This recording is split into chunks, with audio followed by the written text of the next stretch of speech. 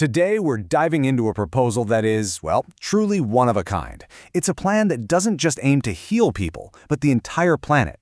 It's for a spiritual and environmental project called the Golden Osmanthus Garden, and it maps out a pretty remarkable vision. So, let's get into it.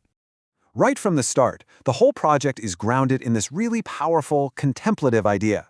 The concept that every spiritual path, every teaching, ultimately comes from the way of nature. This sets the stage for everything that follows. It's not about a specific religion, but about a universal connection back to our roots. So you might be asking, what's the big rush? Well, this project is framed as a direct answer to some of the heaviest anxieties of our time. It's a vision that feels like it was born from this deep need for balance in a world that feels, well, let's face it, increasingly out of whack. The proposal really zeroes in on a problem I think a lot of us can feel in our bones, a world in turmoil. We see it with climate change, with all these global disasters. And it argues that this chaos on the outside is having a direct impact on our insides, creating this widespread anxiety and what it calls a spiritual instability. It draws a straight line from the health of the planet to our own peace of mind. Okay, now here is where things get really fascinating. The document explains this instability using the concept of the chi field. Think of it as the vital life force energy that flows through everything, the earth, you, me, all of it. And the core argument here is that this fundamental energy field has been knocked off balance, and that is the real root of all our problems. So what's the solution? The Golden Osmanthus Garden isn't just a park project. It's presented as a divine mission, a sacred calling to build a whole network of these healing energy fields around the world. And the goal is twofold. First, to help purify humanity, body, mind, and spirit. And by doing that, the bigger goal is to restabilize the entire planet's chi field. And don't get me wrong, this is no small idea. The vision is incredibly ambitious. I mean, we are talking about a 30-year plan that kicks off in Taiwan, spreads across the island, and then goes global. They've got gardens planned for Japan, the US, Canada, Australia, the UK, the works. Okay, so what would it actually be like to visit one of these gardens? The philosophy behind the experience is probably not what you're expecting. The key word here is direct. The proposal makes it super clear. When you're in the garden, nature itself is the teacher. There aren't any sermons or classes. The whole point is for you to connect to the way of nature just by being there. By watching, by listening, and just letting the environment itself be your guide. All right. So how do they plan on creating this healing energy field? Let's get into the mechanics of it.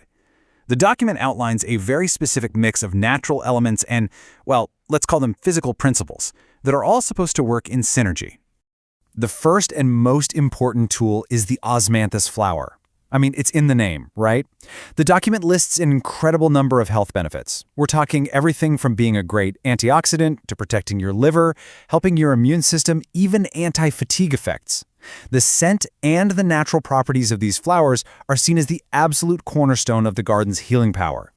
The second tool is described as crystal technology, and according to this source, the crystals have 5 very specific jobs. They focus energy, they store information, almost like a natural hard drive, they transfer that information, they transform energy, and finally, and this is the big one, they amplify the effects of everything else in the garden. And this really shows you the unique blend they're going for, mixing the spiritual with some pretty scientific-sounding language.